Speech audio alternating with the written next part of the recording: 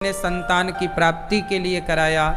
जो भी आप भागवत श्रवण करते हैं, जिस कामना से करते हैं, भागवत जी आपकी पूरी जो कामना है उसे पूरा जरूर करती हैं। कितना भी बड़ा पापी हो, भागवत सुनने से तर ही जाता है। कोई भी कामना हो, कोई पूरी करे ना करे, पर भागवत जी आपकी कामना जरूर पूरी करती हैं। इसलिए कामनाओं को लेकर भी यदि आप बैठे हैं तो भागवत जी आपकी समस्त कामनाओं को पूरा करती हैं। जीवन में भागवत अवश्य सुनना चाहिए। इसी बात को आपने सिद्ध किया है, सार्थक किया है। प्रिय भक्तों, आप लोग भी अपने पितरों के लिए भागवत जी का पाठ कराना चाहें तो 6 जून से लेकर 12 जून तक फिर भागवत जी के यहाँ पर पोथी पाठ बैठेंगे। आप भी अपने पितरों के लिए, पूर्वजों के लिए कार्य कर सकते हैं। हमारे श्री वासुदेव, कृष्णा, शिवराम, कोकिला, शांतिबाई, गीता देवी, सांगोले समस्त परिवार तिमरनी हरदा एमपी से हैं। आपने यहाँ गौरी गोपाल आश्रम की सेवाओं को देखकर वृद्ध माओं के लिए, संतों के लिए आपने 2 लाख रुपए का सहयोग किया है। एक बार ताली बजा करके पूरे परिवार का धन्यवाद करते हैं। गौरी गोपाल आश्रम सेवाओं के लिए जाना जाता है पूरी दुनिया में, और आप लोग यहाँ आकर के देखते भी हैं। आओ अब कथा की गंगा में डुबकी लगाते हैं और प्रेम पूर्वक अपने आप को भगवान की चर्चा से जोड़ते हैं। भागवत 18,000 श्लोकों का ग्रंथ है। भागवत जी कितना विशाल ग्रंथ है। कितने श्लोक हैं? कितने श्लोक हैं? भैया सब चालू है, चेक करो, सब चालू है। कितने श्लोक हैं भागवत जी में? 18,000, 335 अध्याय हैं। भागवत जी में 12 स्कंध, 12 स्कंध। भागवत किसने सुनाई थी सबसे पहले? भागवत किसने किसको सुनाई सबसे पहले? पता है आपको? क्यों मैया? भागवत किसने सुनाई, किसको सुनाई? सबसे पहले भगवान नारायण ने ब्रह्मा जी को सुनाई। भागवत सबसे पहले किसने किसको सुनाई? भगवान श्रीमन नारायण ने किसको सुनाई? ब्रह्मा। ब्रह्मा कौन है? भगवान के पुत्र हैं। नारायण के पुत्र कौन? ब्रह्मा। तो सबसे पहले भगवान ने अपने पुत्र ब्रह्मा को सुनाई। फिर ब्रह्मा जी के पुत्र हैं नारद, तो फिर ब्रह्मा जी ने नारद जी को सुनाई। फिर नारद जी ने वेदव्यास जी को सुनाई। फिर वेदव्यास जी ने अपने पुत्र शुकदेव जी को सुनाई। इससे ये अर्थ निकला कि आप हर माँ बाप का परम धर्म, परम कर्तव्य है कि आप लोग अपने पुत्र को भागवत जरूर सुनवाएं। क्या सुनवाएं? किसको सुनवाएं? आप अपने पुत्र को भागवत जरूर सुनवाएं। क्यों? स्कूल में शिक्षा है। स्कूल में क्या है? क्या है? स्कूल में शिक्षा है, पर भागवत में संस्कार हैं। बच्चे स्कूल से शिक्षा पाएं और भागवत से संस्कार पाएं, बैलेंस बना रहेगा। अभी क्या है? शिक्षित तो है समाज, पर संस्कारहीन है। आज की समाज कैसी है? शिक्षित तो है पर संस्कारहीन है। संस्कार क्यों नहीं आए? क्योंकि आपने शिक्षा तो दी, भागवत नहीं सुनवाई। 7 दिन आप भागवत सुनेंगे, निरंतर आप भागवत सुनेंगे, गारंटी मेरी है। देखो, जो भागवत सुनता है उसके जीवन में संस्कार आ ही जाते हैं। भागवत सुनने वाला व्यक्ति कभी चोरी नहीं करता। अब देखो कितने लोग ऐसे हैं जो पहले मांस खाते थे, शराब पीते थे, गलत काम करते थे। भागवत सुनने के बाद उन्होंने मांस खाना छोड़ दिया, शराब पीना छोड़ दिया। ये परिवर्तन कोई डॉक्टर तो नहीं ला सकता था ना। आपको मांस खाना छुड़वाने का काम ये डॉक्टर तो नहीं कर सकता था। शराब पीते पीते आदमी बुढ़ा हो गया, डॉक्टर तो नहीं छुड़वा सकता, लेकिन कथा में आप केवल बैठ जाओ, कितने लोग, एक दो नहीं लाखों लोग ऐसे हैं इस देश में। आप में से शायद कोई यहाँ बैठा भी हो जिसने कथा सुन करके शराब छोड़ दी हो। है कोई आप में से ऐसा जिसने कथा से शराब छोड़ी हो? ये देखो 4 हाथ 5 हाथ उठ गए, यहाँ 6। मांस कितने लोगों ने छोड़ा कथा सुन के? देखो इतने लोगों ने मांस छोड़ दिया, कम से कम 20-25 हाथ उठे हैं। अब बताइए कि ये परिवर्तन कहाँ से हुआ?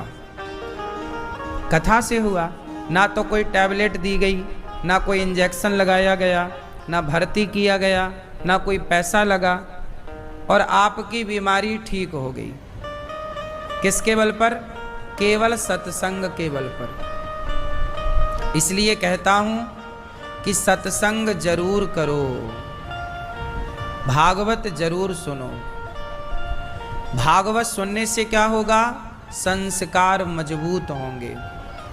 बिना संस्कार के आपका जीवन जानवरों की तरह है।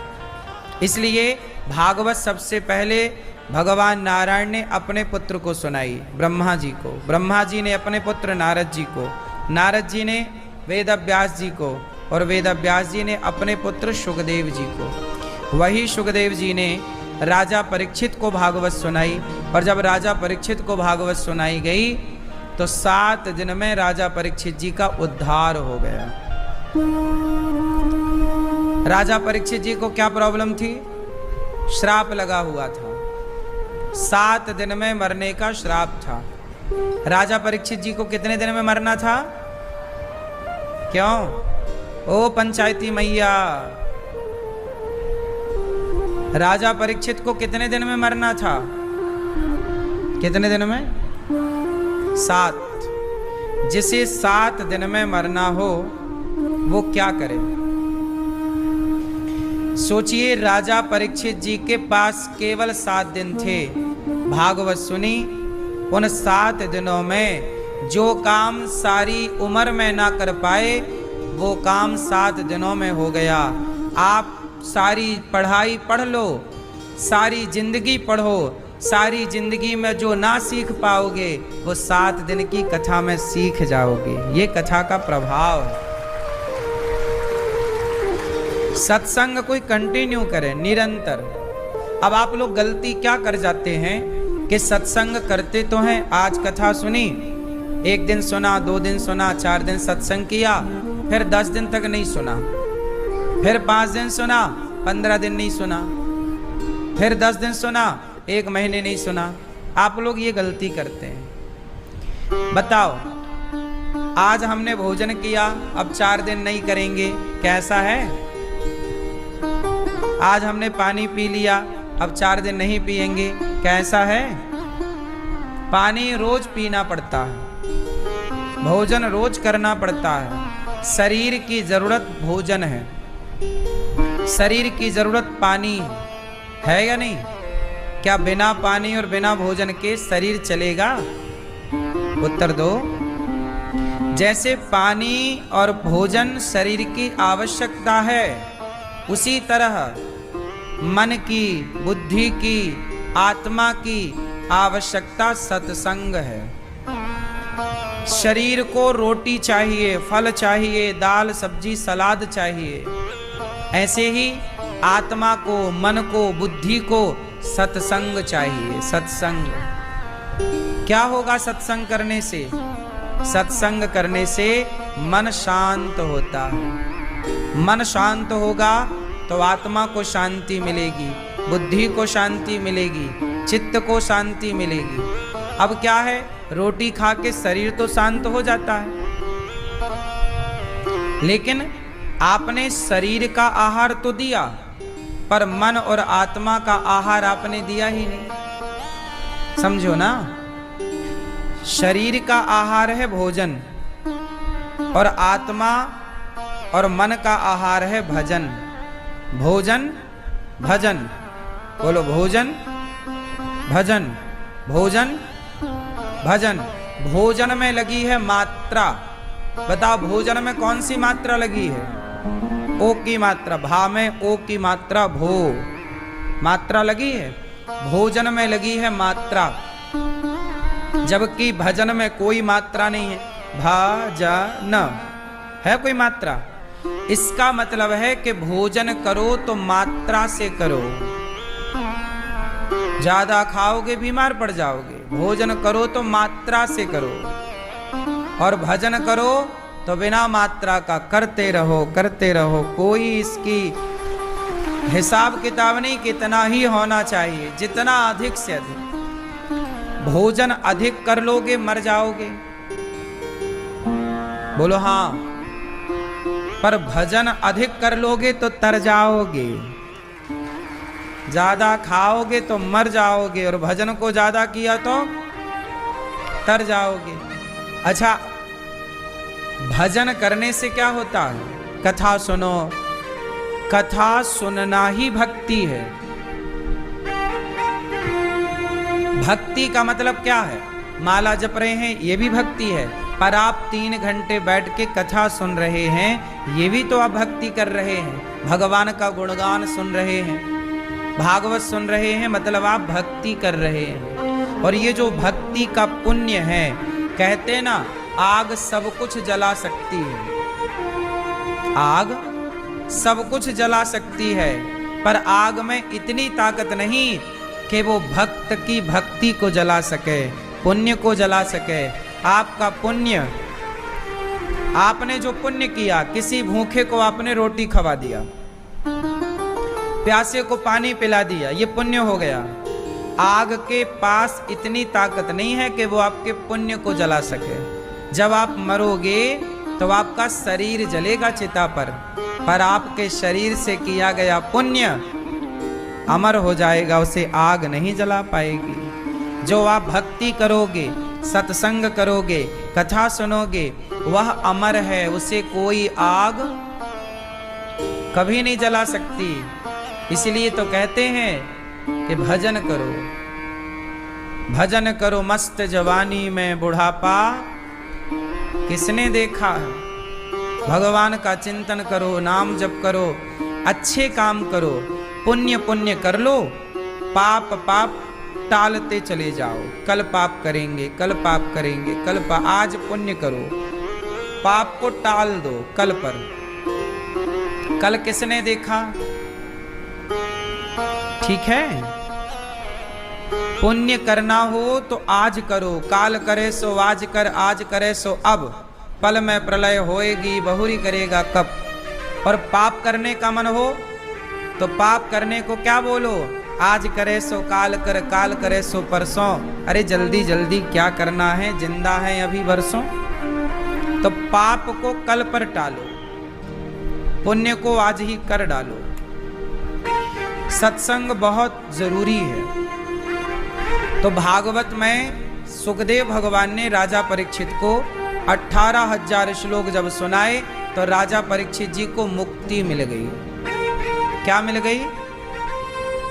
बोलो, बताओ मुक्ति किसे कहते हैं? क्यों मैया, ओ मेरी माँ, बताओ मुक्ति किसे कहते हैं? आप बताओ मेरी माँ, मुक्ति किसे कहते हैं?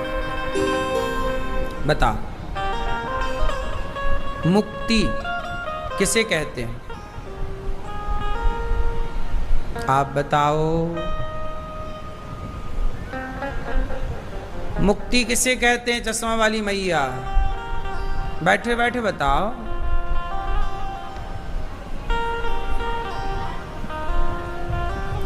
अच्छा, मुक्ति मरने के बाद मिलती है कि जिंदा भी मिल सकती है?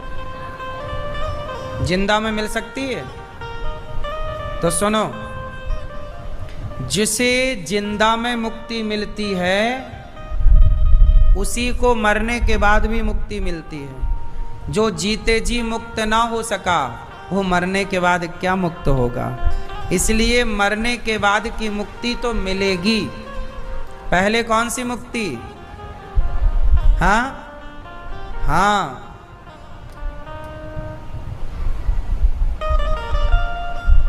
पहले जीते जी, हमें पहले जीते जी मुक्ति को पाना है। मरने के बाद तो मिल ही जाएगी, जाएगी कहाँ भाग के। मुक्ति को पाना कोई कठिन काम थोड़ी है। पहले मुक्ति पाना है किससे? चलो, जीते जी मुक्ति किससे? अपने क्रोध से मुक्ति। किससे मुक्ति? आप में से कितने लोगों के पास क्रोध नाम की बीमारी है? कितने लोग बीमार हैं क्रोध से? पहले हाथ उठा के दर्शन दो। किस किस को क्रोध आता है?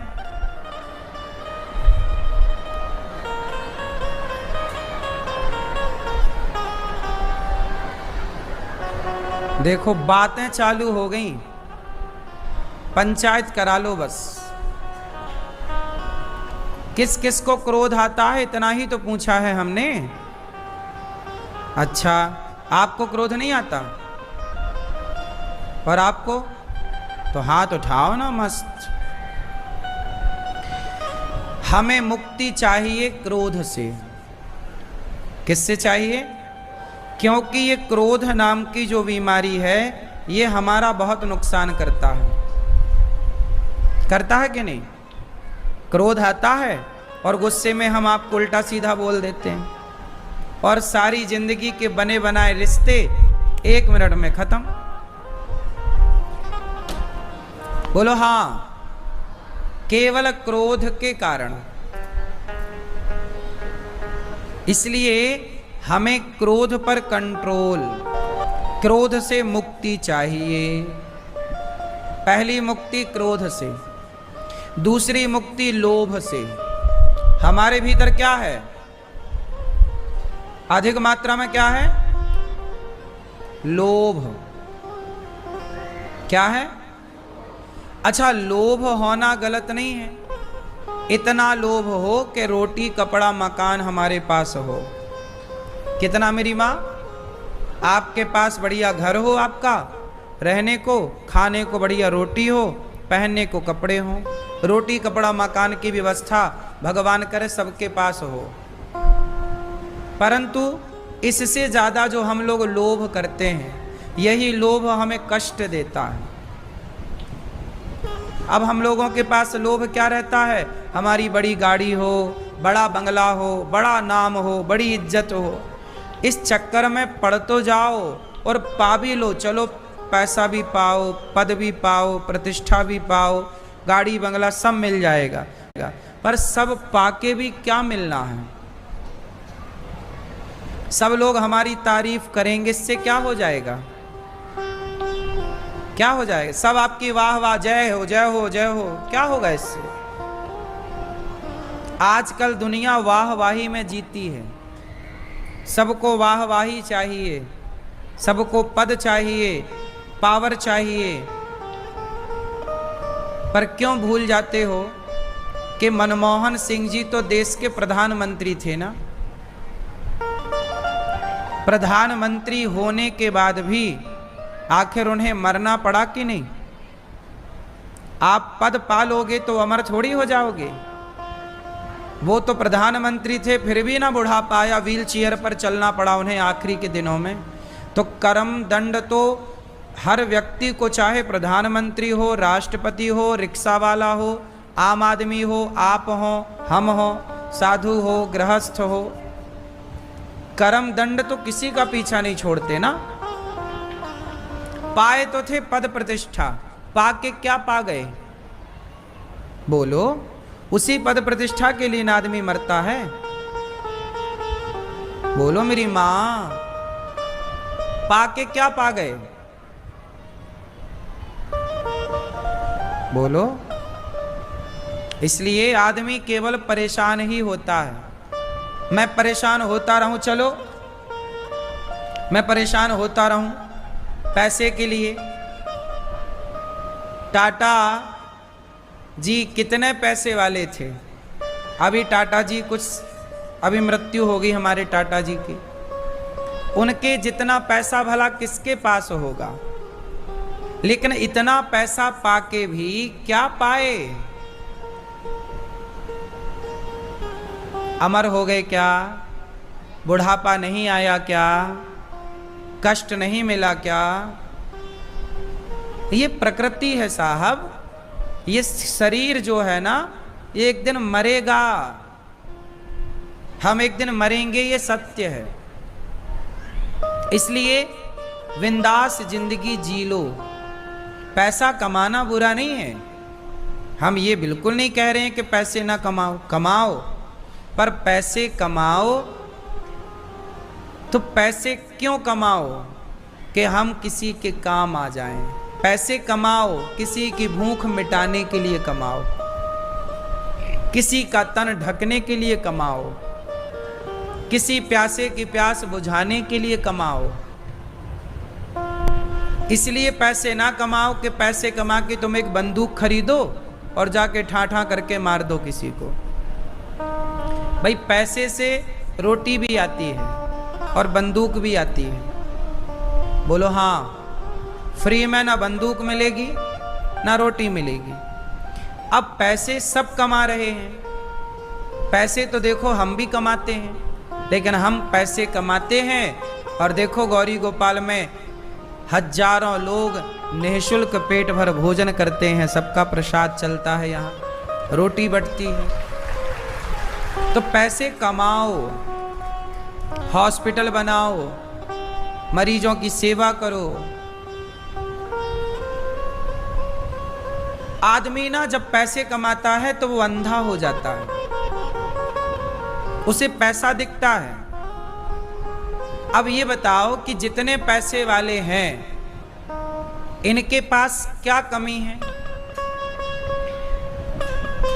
ये अपने पैसे का क्या करेंगे भविष्य में?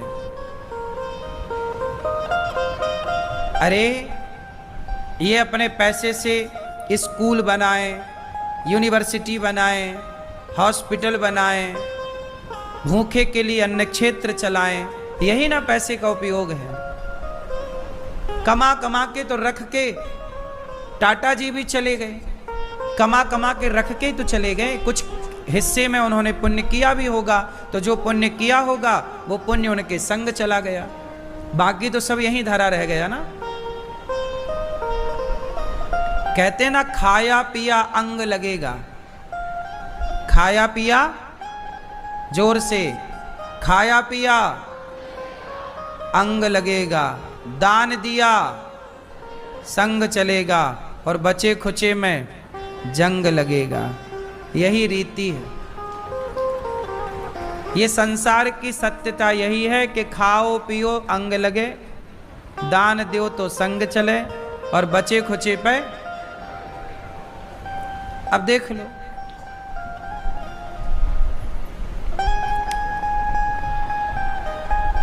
इसलिए ज्यादा पद के लिए, प्रतिष्ठा के लिए परेशान नहीं होना चाहिए।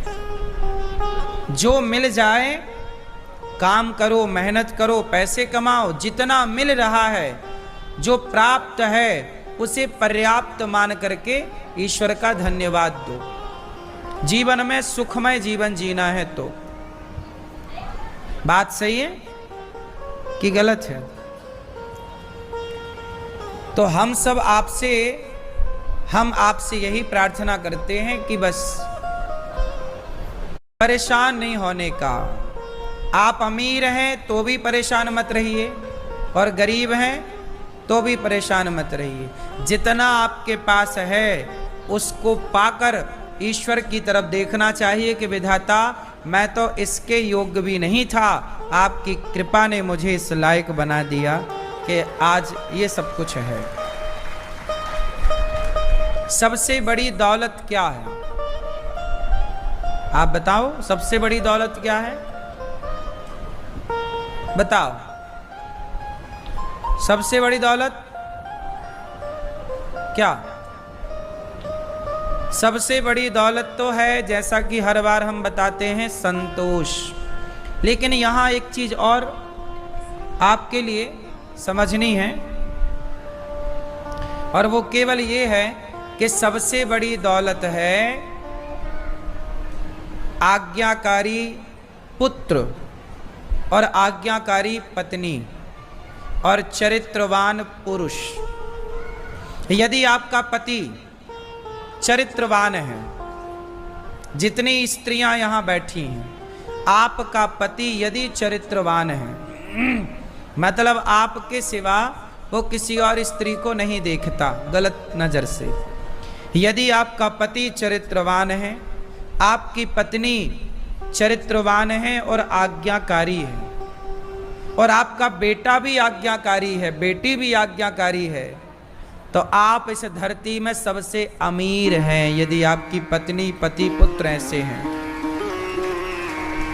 और आपका बेटा आज्ञाकारी ना हो, आपकी बेटी आज्ञाकारी ना हो, आप बुलाओ यहाँ, वो जाए वहाँ, तो फिर वो माँ बाप बड़े गरीब हैं जिसकी संतान आज्ञाकारी नहीं। इसलिए हम आपसे कहते हैं कि अमीरी पैसों से नहीं होती। चलो बताओ, धन किसे कहते हैं? ये दादाजी बताएंगे हमारे, धन किसे कहते हैं? आप हैं? क्या कह रहे हैं? धन किसे कहते हैं? सुनो, कोई कागज के टुकड़ों को धन कहता है, किसी के लिए पैसा धन है, बोलो हाँ। किसी के लिए जमीन जायदाद धन है, किसी के लिए सोना और चांदी धन है, बोलो हाँ। किसी के लिए गाय घोड़ा बकरा बकरी धन है, किसी के लिए पेड़ पौधे धन है। क्यों? लेकिन सबसे बड़ा धन क्या है? चलो बताओ, लता जी के पास कौन सा धन था? वो ज्ञानी थी। किसका ज्ञान था? संगीत का। तो आपके पास संगीत का ज्ञान है, तो आप धनवान हो या नहीं? बोलो। यदि आपके पास धन है, अब किसी के पास, वो डॉक्टर है, अब डॉक्टर के पास क्या है? कुछ नहीं होता, वो आपका हाथ पकड़ता है बस यहां, बोलो हाँ। उसके पास धन क्या है? उसका ज्ञान, उसकी विद्या। डॉक्टर का धन है उसकी विद्या, इंजीनियर का धन है उसकी विद्या, संगीत लता जी का धन है उनकी विद्या, रफी जी का धन है उनकी विद्या, हमारा धन है हमारी विद्या, आपका धन है आपकी विद्या। कुल मिलाकर के पैसे को धन नहीं कहते, बल्कि